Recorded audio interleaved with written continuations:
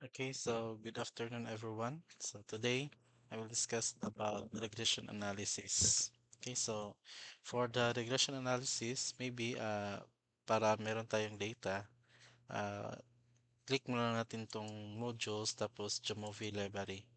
So make sure na kung ano, naka-connect kayo sa internet. So i-install natin yung LSJ, no? LSJ. That is the Learning Statistics with Jamovi module. So, sa akin, naka-install na ako. So, install nyo lang yan dito. Tapos, kung pwede, install mo rin yung more test, no? So, adds more test to the Jamovi analysis. So, click mo lang yung install dito. So, next is, i-open natin yung parenthood na dataset. So, meron tayong data library dito. I-click lang natin itong data library. Tapos, search mo lang yung parenthood. Parenthood. So, click mo lang to. So, ito yung dataset ng parenthood. So, it is recorded per day. That is for 100 days. So, it's about the sleep of Dan, the level of sleep of Dan and the level of the sleep of baby and the level of the grumpiness of Dan. So, lagay mo natin sa continuous yung scale yung grumpiness ni Dan. Okay, so yung question natin dito is uh, yung tulog ni Dan at saka yung tulog ng kanyang anak, meron ba siyang significant influence doon sa behavior ni Dan, sa grumpiness ni Dan. Okay? So, ang gagawin lang natin is click lang natin yung regression analysis tsaka yung kuan dito sa kuano sa linear regression. Tapos yung dependent variable natin is itong si Dan grumpiness, tsaka si Dan sleep at tsaka si baby sleep. Okay? So basically, gagamit tayo ng regression analysis actually to predict, no, or to determine kung meron bang significant influence yung mga independent variables natin. In this case, yung tulog ni Dan at saka yung tulog ng kanyang anak doon doon sa dependent variable natin, which is yung grumpiness. So meron bang significant influence yung Dan sleep at baby sleep doon sa Dan grumpiness? Okay? So first is tingnan natin yung assumptions ng regression muna. So i-discuss muna natin yung assumption. So first is yung autocorrelation test. No, so makikita yung autocorrelation test is ang ibig sabihin niyan is kung meron bang relationship yung mga error term natin, no? So in this case, walang relationship kasi yung p-value natin is mas mataas pa sa 0.05, no? So there is no autocorrelation between the error term. Next is collinearity. So meron independent ba yung ah yung grumpiness, yung tulog ni Dan sleep at saka yung baby sleep, independent ba siya, no? So we can check the collinearity using the VIF. So kita natin yung VIF is pareha sila 1.65 and actually yung VIF na mas maliit sa kuan yung VIF na mas maliit pa sa 5 is actually yung desirable na result for collinearity, no?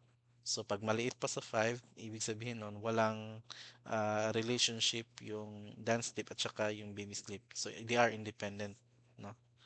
Then next is itong normality test. Click mo lang 'yan. So meron tayong tatlo, Shapiro, Kolmogorov, and Anderson Darling. So, you may select one only. So, kita natin sa Shapiro-Wilk, yung p-value is 0.8, so mas mataas pa sa 0.05 na level of significance natin. So, it means that error term natin is normally distributed. So, again, sa normality test na ito, yung error term ang tinitingnan natin kung normally distributed ba siya or hindi.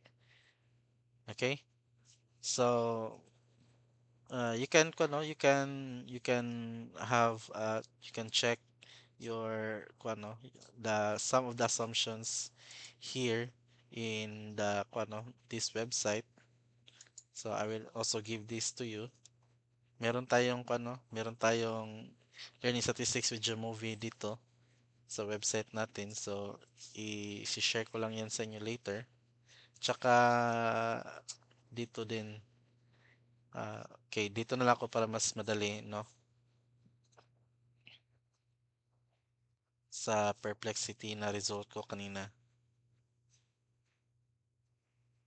Okay. So, tapos na tayo sa normality. So, doon naman tayo sa sa yung variance ba ng error term natin. Wala dito sa So, sa na-search ko, ito na lang. So, yung variance ba ng error natin is constant. So, nakita natin dito using the Bush-Pagan or the other other test. So, usually yung tinitingnan ko is yung Bush-Pagan. So, mas mataas pa sa 0.05 yung p-value natin. So, ibig sabihin, yung variance ng error term natin is actually constant, no? So it's constant. You can also check the residual plots. So dapat yung pattern ng residual plots natin is parang hindi funnel.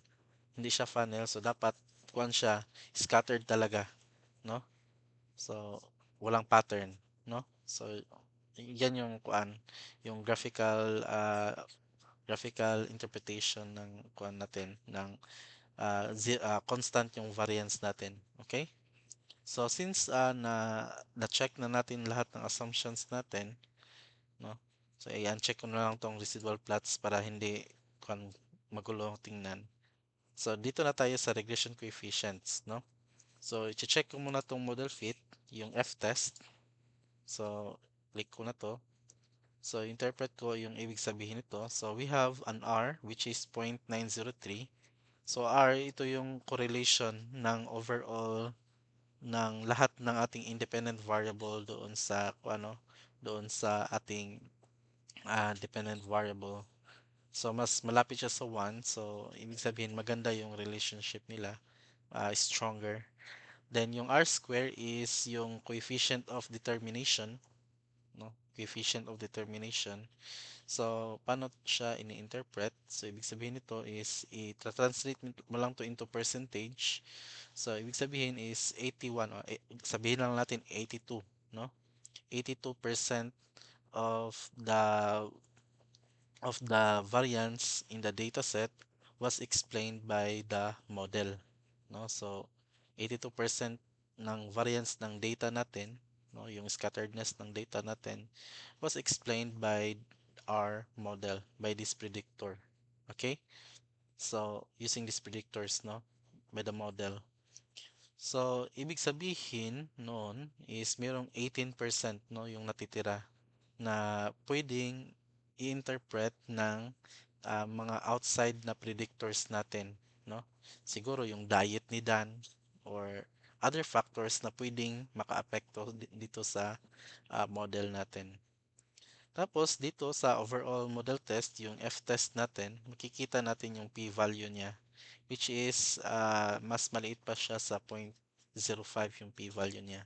So ibig sabihin nun, merong at least isa na mga predictors natin, so yung dance sleep at baby sleep, at least isa sa kanila merong significant influence uh, doon sa grumpiness ni Dan, which is yung dependent variable natin.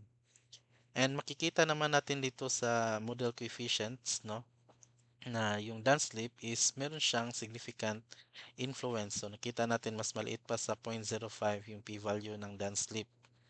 So yung tulog ni Dan is meron siyang significant influence or nakaka-impluwensya siya doon sa kanyang behavior, no, yung mood niya, yung grumpiness. Pero yung tulog ng kanyang anak is hindi nakaka-impluwensya sa kanyang grumpiness. So, yung nakaka-impluwensya lang doon sa grumpiness ni Dan is yung kanyang pagtulog. Pero yung pagtulog ng kanyang anak, yung level ng pagtulog ng kanyang anak is hindi nakaka-impluwensya doon sa grumpiness ni Dan. Kasi mas mataas pa sa 0.05 yung p-value niya. So, ganun lang mag-interpret ng regression analysis. So, salamat.